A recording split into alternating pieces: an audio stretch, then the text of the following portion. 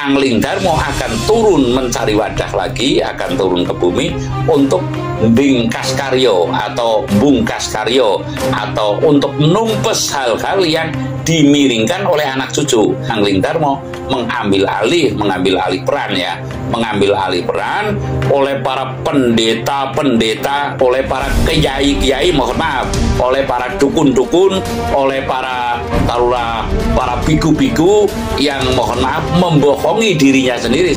Tapi ulo salam mulya atur bagya wis muga nusantara. Wong wilayah Jatinegara ajat-ajate luluh Nusantara tapi uluk salam mulia. Cerita babatnya, babat itu kan ya babat yang nggak ada saksi atau literasi yang tertentu yang mengungkap kepastiannya, itu tentu enggak. Namun irah-irah atau apa caranya ancer-ancer, setidaknya kita bisa nggagap itu ya meraba lah.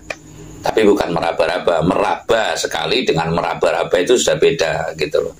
Jadi kita meraba ini dengan dasarnya adalah kesungguhan. Kalau meraba-raba itu bisa jadi timbul kengawuran atau kira-kira. Namun kalau meraba saja ini adalah mendekati ke arah ketepatan atau kebenaran bahasa umumnya. Jadi saya akan meraba era kerajaan tempo dulu, di antaranya mulai ada sebuah literasi menurut yang lain monggo saja gitu loh. Mulai adanya literasi atau catatan menurut saya sejak kapan Indonesia ini atau Nusantara ini adalah sejak zaman Kediri. Jadi sebelumnya Kahuripan dan sebagainya itu merupakan Pallawa, huruf Pallawa yang tertulis dalam batu-batu. Ini era-era saya lah atau rabaan saya gitu. Jadi ada sebuah prasasti yang tertulis tertentu, namun sejak mulai mengenalnya, kalau sekarang itu era komputer, ini kan belum lama nih ya. Jadi dulu itu tulis tangan ya, mulai ada menurut saya keyakinannya adalah zaman Kediri, Joyoboyo Kediri. Nah, saya tidak akan mengulas yang Joyoboyo Kediri karena di situ tertera jelas bahwasanya mulai peradaban Nusantara dikenal di mancanegara itu ya sejak zaman Sri Haji Joyoboyo. Sejak zaman Sri Haji Joyoboyo ini ada bujangga yang namanya Syekh Samsusain atau siapa itu menurut literasi lah. Ini berarti sudah terkoneksi, artinya Kediri ini telah mengadakan sebuah hubungan dengan luar negeri lah menurut saya, karena di situ ada Syekh Samsusain yang datangnya juga katanya dari negeri Cina apa dari mana gitu, saya nggak paham persis. Saya akan mengulas disinilah Sri Haji Joyoboyo mulai membentuk. Sekali lagi, disinilah Sri Haji Joyoboyo mulai membentuk penerus sejarah yang termaksud, karena kalau istilah sekarang kan kemarin zaman Pak Harto saja kan memikirkan abad sekian lah. Di situ juga Sri Haji Joyoboyo telah memikirkan membentuk keturunan. Sekali lagi, keturunan tidak bisa disamakan dengan anak banyak, namun keturunan itu tentu tunggal lah. Saya menyampaikan intinya keturunan itu otomatis secara genetik lah, genetik atau secara DNA-nya ini pasti sama gitu. Namun ketika anak bisa jadi anak angkat, anak asuh, anak buah, ini yang saya maksud. Jadi sejak itulah Sri Haji Joyoboyo mulai memikirkan keturunan yang nanti bisa menimbulkan trah. Artinya trah itu ya catatan sejarah, ini trah lah kalau secara dohirnya. Trah dalam itu adalah bisa untuk wadah keluhuran. Trah secara dohir itu adalah bisa menulis sejarah atau catatan sejarah, artinya mengukir sejarah ya. Mengukir sejarah ini, maka Sri Haji Joyoboyo ini ngudang si keturunan ini, diantaranya adalah Angling Darmo. Makanya kalau ada yang mengatakan ini simpang siur, monggo saja. Namun yang jelas kalau keyakinan saya, Angling Darmo ini adalah anak daripada Sri Haji Joyoboyo, keyakinan. Namun ya kalau keyakinan kan tidak bisa. Ada yang mengatakan kalau Angling Darmo ini adalah merupakan cucu dari Sri Haji Joyoboyo. Monggo saja, kita tidak akan meranah kepada hal yang menimbulkan perdebatan, karena ini semua itu perlu data dan fakta kalau persisnya lah. Sementara ini kita untuk mencari data kan kesulitan gitu, mencari data taruhlah DNA-nya dan sebagainya itu kan tidak mungkin lah.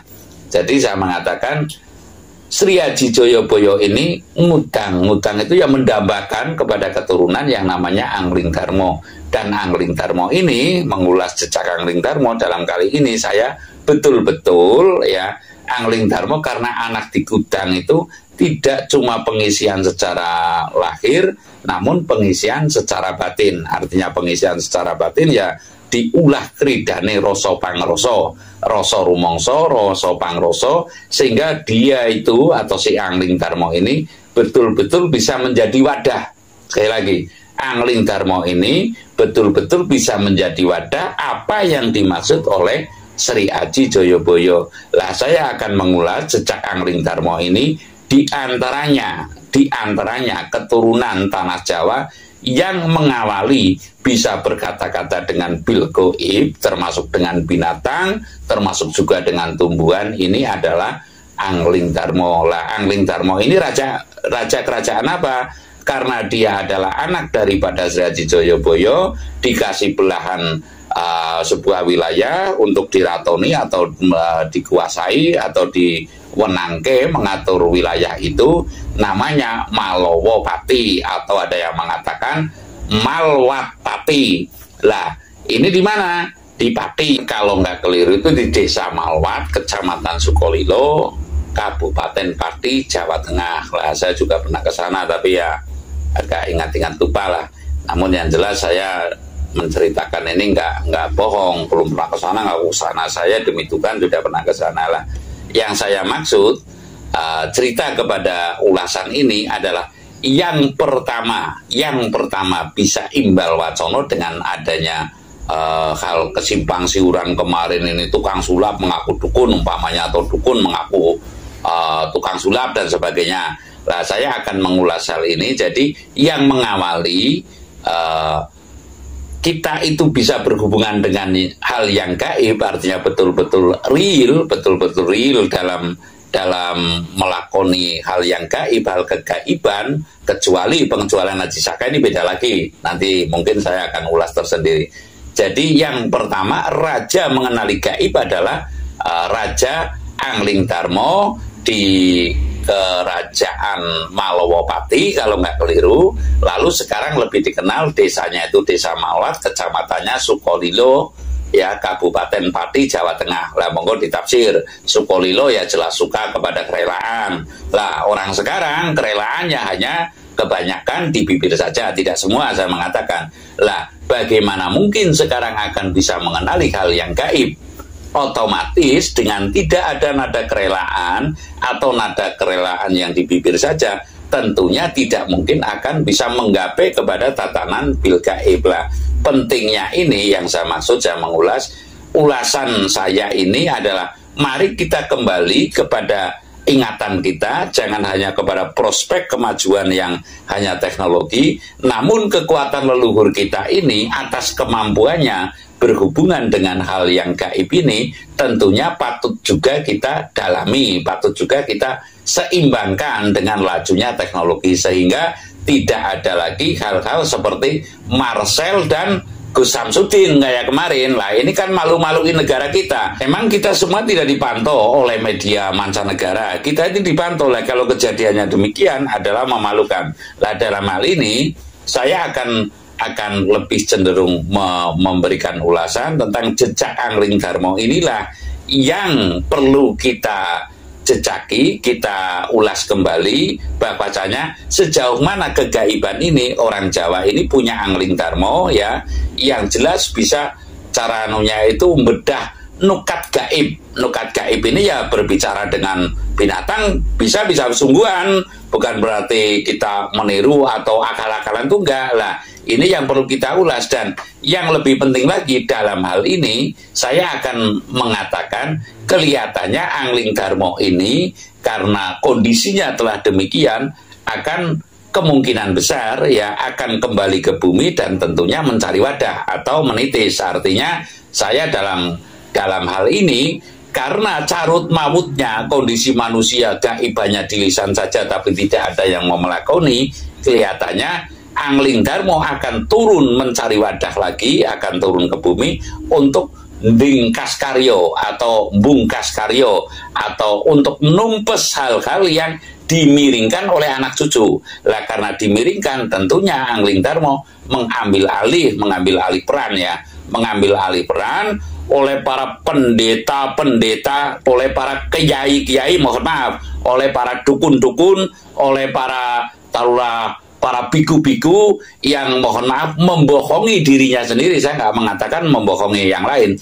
membohongi dirinya sendiri, tidak bisa mengaku bisa, tidak pandai mengaku pandai. Lah ini kan ya mohon maaf, padahal ilmu kita ini yang sejatinya tahu pun kita mesti pura-pura nggak tahu, ya kan? Lah ini adalah terjadi benturan antara arahan leluhur dengan arahan masyarakat sekarang, sehingga saya yakin Prabu Angling Darmo arwahnya gitu aja cara gampangnya tidak mungkin akan tinggal diam.